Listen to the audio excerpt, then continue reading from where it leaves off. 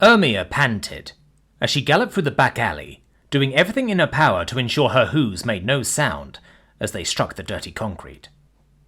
Her charge indicator in her Neuralink showed she still had some hours of power left in her stealth suit, but she was worried about being discovered, particularly after realizing her contact had been compromised. On the face of it, it was somewhat ridiculous that a Relum agent would be infiltrating one of their closest allies, but the Relum had begun to worry about how deeply they could trust what was once one of their closest partners. When Ermia's grandsire had been but a foal, the coalition had already been founded for a century. The three races, humanity, the Sombor and the Relum, had aligned themselves as a collective named the Triumvirate, complementing each other's strengths and providing the galaxy at large with a central and ineffable source of knowledge, secrets and discretion. Her people, the Relum, were the Gatherers, skilled at rooting out information, infiltrating compounds and gaining secrets that others would pay dearly to obtain. The Sombor were the Diplomats, skilled at connecting people in need of knowledge with those who had it, or at least had access to it, even if they weren't ready to part with it. Together with the Relum, they ensured that the control of information remained a lucrative enterprise. Humanity was the final piece of the puzzle. They were the ciphers, unparalleled at cryptography and encoding, ensuring that the databases and archives of each member of the Triad could not be cracked by any external attempts to upset their control of the flow of information across the galaxy. Ermia pressed herself up against an overchanging condenser unit, clearing out of the way of the footpath as a pair of humans walked past. Their radio was chattering at their sides, but it did not sound like the alarm had been raised. At least, not yet. That had been then, but when Ermia herself had been a foal, the shocking news came through. The Sombor had dissolved. A once unified people torn apart by civil war and infighting. A radical element had destabilized cooperation among the different parties and factions after bombings and assassinations of several key, well-regarded leaders. It had been devastating, like watching the sun fall from the sky to see a pillar of the Triumvirate crumble like this.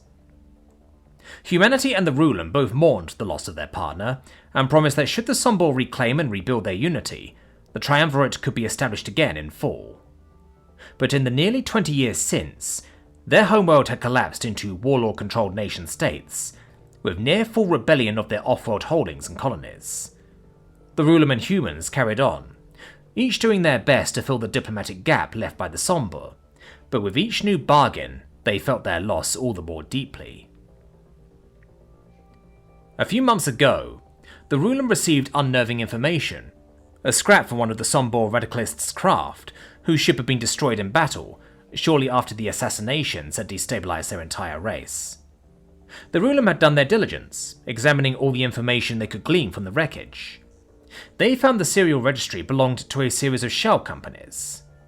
While detangling the web of companies and payment movements took time, eventually it landed unerringly as being of human origin. Although the specifics were quickly lost within the opaque and impenetrable human internal network, this connection to the radicalists had never been divulged before. The leaders who had been informed of the wreckage's possible significance decided not to confront their allies directly. Instead, Ermia had been dispatched to connect with a rare human willing to provide information outside official channels. There had, of course, been previous attempts to gather more about the humans, when the Relum and Sombor first encountered the race, but humans had always been notoriously tight-lipped about themselves. A trove of information had been compiled and sent to the prospective allies during initial negotiations, explaining countless aspects of human culture to better inform them of human proclivities. But rumour had it this was only a mere drop in the ocean of human cultural and historical archives. Previous attempts to gain access through informants had ended in dead ends, red herrings, and useless misinformation. Many suspected it was fed directly by the human informational authorities themselves. Ermia managed to reach her craft, hidden among a series of unmanned garbage scows, and quickly stepped inside, activating the sensors and preparing for liftoff. She performed a quick check of the engines, ensuring her skip drive had sufficient charge to jump as soon as she exited the gravity well. Clutched within her tri-digit hands were the two pieces of information she had managed to glean from her investigation. The human contact had been dead upon her arrival, a single bullet hole from their chemical slug thrower in such a position that a naive individual might believe they had killed themselves. The gun lay in their limp hand, but Omiya knew better. The information they carried must have been valuable. Otherwise, they would never have reached out or been as cautious in doing so. Their dwelling had been ransacked, much of it broken, spoiled, and anything of import destroyed or taken. But the humans' communications had contained a number string. Coordinates, the Rulum cryptographers initially believed, were an error, pointing to an empty field of scrub and junk on the edge of the city.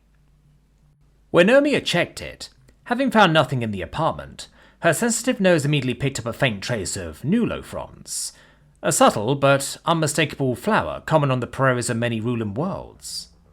Following the scent, despite seeing no flowers, she found a small box buried beneath some freshly turned earth. Within it was an encoded message, surprisingly short and a datastick. The datastick's encryption was hopelessly complex, far beyond what her ship's computer could attempt to crack. However, the written message at least appeared to use the same cipher as the human had used to reach out with, and Omiya's computer began translating it immediately as she lifted off. Unfortunately, it seemed her arrival had been noted, as the port was now swarming with craft. Omiya huddled her ship beneath a passing freight barge, fervently praying to the god of the Veldt that she could remain undetected.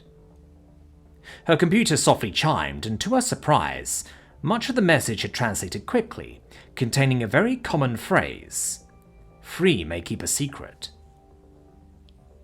She recognized this as a common human saying, typically used by human diplomats as evidence that the triumvirate aligned with their own deepest held values. But to Omiya's shock, she realized that was only the first half of the encoded message. She had never before heard that there was anything more to the phrase, and knew no one else realized humans used a truncated version. Only the first two letters of the remainder had been decoded. If. But her mind couldn't dwell on what the message meant, as the freight barge began to move, and her ship had to move with it. Omiya scanned the horizon for other ships that might be taking off, but none appeared to be breaking orbit to provide her cover. The stealth suit she used was brand new technology, not yet divulged to the humans, so she had been fairly confident in her ability to remain undetected on the ground. But the stealth technology for her ship, while still very effective, was something the humans were aware of, and they possibly had developed countermeasures for it. Still, Omiya knew she needed to make a move. Gritting her flat teeth, she pulled upward and pushed the engines as much as she dared. She managed to break through the cloud layers, above the striking red soil and green-blue mottled colours splashing across the human world, but her sensors warned she was still within the planet's gravity well. Omiya thought she was in the clear, when a blaring whine of warning signalled a weapons lock. Moments later, it screeched that a torpedo was fired from a bunker on the surface. She knew her ship wasn't maneuverable enough to avoid such a shot, especially when so much power was being used to remain cloaked. Uncloaking would mean almost immediate obliteration from the gunboats she now saw sparkling here and there in the evening sunlight, in low orbit around the planet. As the distance marker for the incoming missile spun down faster and faster, another chime sounded. The message had been fully translated, whatever use that was now. Heedless of what it might mean for our own security, Omiya immediately forwarded the message with the strongest broadcast signal her craft could summon, beaming it towards the closest Rulum worlds. Finally, she glanced at the translated message as she could see the trail of the missile hurtling towards her through her cockpit window. She bitterly hoped her people would receive it and act accordingly, now that they knew what humanity intended. The message simply read, "Free may keep a secret if two are dead."